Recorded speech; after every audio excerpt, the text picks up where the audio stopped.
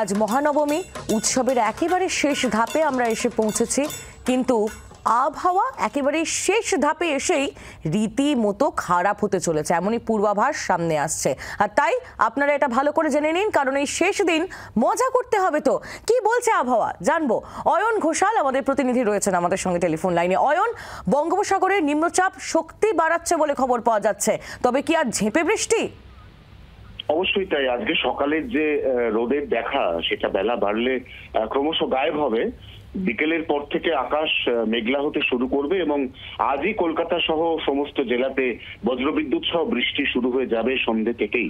তার মধ্যে সব থেকে বেশি বৃষ্টি আজ হতে চলেছে পূর্ব মেদিনীপুর এবং দক্ষিণ চব্বিশ পরগনার উপকূল লাগোয়া এলাকায়। আগামীকাল দশমী এবং পরশু একাদশীতে কলকাতাতে ভারী বর্ষণের পূর্বাভাস। অর্থাৎ মূল পুজো পর্বে হয়তো বিক্ষিপ্ত বৃষ্টি বা বিঘ্নিত বৃষ্টি, কিন্তু দশমী অর্থাৎ বিসর্জন পর্ব থেকে শুরু করে একেবারে 5ই অক্টোবর কার্নিভাল পর্যন্ত দফায় দফায় ভারী বৃষ্টির পূর্বাভাস থাকছে শহর কলকাতায়।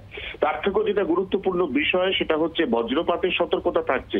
আমরা জানি যে বিসর্জন পর্বে খোলা মাঠে নদীর ধারে মানুষ নিরঞ্জন পর্বে উপস্থিত থাকেন, সেক্ষেত্রে মুহুর্মুহু বজ্রপাতের সতর্কতায় তাদেরকে অত্যন্ত সাবধানতা অবলম্বন করতে পরামর্শ দিচ্ছে আলিপুর আবহাওয়া দপ্তর। রাহেলি,